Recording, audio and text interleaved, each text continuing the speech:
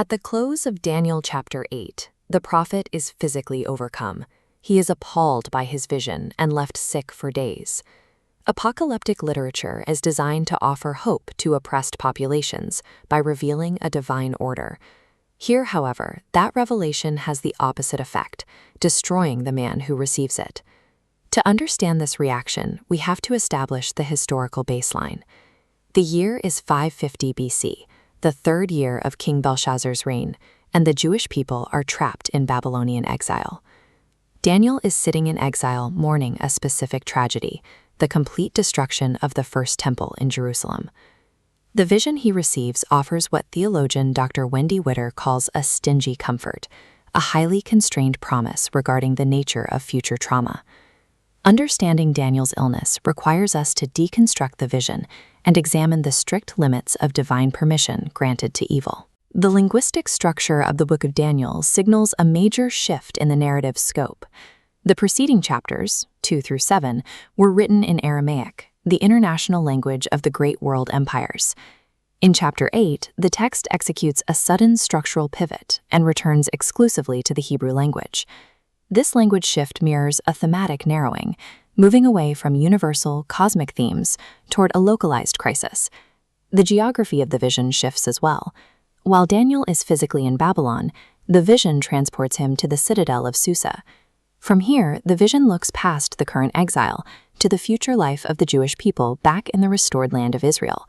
Not a broad, cosmic blueprint, but a localized warning that raises the stakes for the Hebrew people.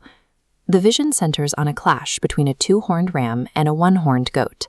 We do not have to guess the identity of these animals because the angel Gabriel provides an explicit historical interpretation.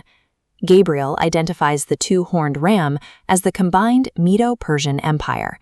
The fast-moving goat is the Greek Empire, sweeping in from the west. The goat's single prominent horn is the first king of that empire, Alexander the Great. The vision describes the breaking of that great horn and the emergence of 4 subsequent horns, representing Alexander's generals splitting his empire among themselves. These symbols act as a precise geopolitical forecast for the ancient Near East, setting the stage for a localized crisis.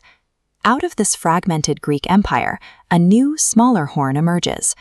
Israel is caught directly in the middle, trapped in a multi-generational tug-of-war between the Seleucids in the north and the Ptolemies in the south. The little horn corresponds to the Seleucid king Antiochus IV Epiphanes, a ruler who claimed the status of a god. In 167 BC, Antiochus committed a defining crime, the brutal, physical desecration of the Jerusalem temple. He halted the Tamid, the daily, continual sacrifices required by Jewish law, effectively shutting down the religious life of the community. He threw the sanctuary and truth itself to the ground, appearing to possess unstoppable power. For the post-exilic Jewish community, the little horn represents the loss of their hard-won, restored temple. The little horn is described with grandiose language, wielding power that seems absolute. Dr. Widder identifies a specific theological comfort within the mechanics of the Hebrew syntax. The text uses deliberate passive verbs to describe the little horn's greatest achievements. The sanctuary was given over, indicating that the space was allowed to fall, rather than being conquered by sheer force alone. Furthermore, while the descriptions of the ram and goat explicitly state, "None could deliver from his hand," this phrase is absent when discussing the little horn. Gabriel explicitly limits this figure, stating his power will be great, but not by his own power. This syntax reveals a leash on evil.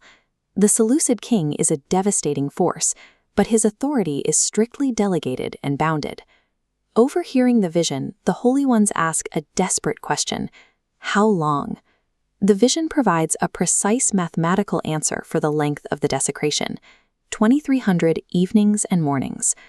One interpretation divides this number into daily morning and evening sacrifices, yielding 1,150 days, roughly 3 years, aligning with the historical Maccabean revolt. Other interpretations treat the figure as 2,300 literal days, nearly 7 years, or as a purely symbolic representation of completed time. The specific calendrical math is secondary to the theological purpose of providing a concrete number. The number exists to guarantee that the sanctuary will eventually be restored to its rightful state. These apocalyptic timelines prove that suffering, while severe, is under divine administration and possesses a hard expiration date. The text notes that the little horn takes the daily sacrifice away from the prince of the host directly. This reveals a secondary, subtle comfort. The commander of the host also suffers the loss of his sanctuary alongside his people. This brings us back to the opening paradox. If God is in control and limits the evil, why does Daniel lay sick for days? Daniel is in exile living in the ruins of the first temple. The vision forces him to witness the catastrophic desecration of a second temple that has not even been built yet. This is the essence of stingy comfort.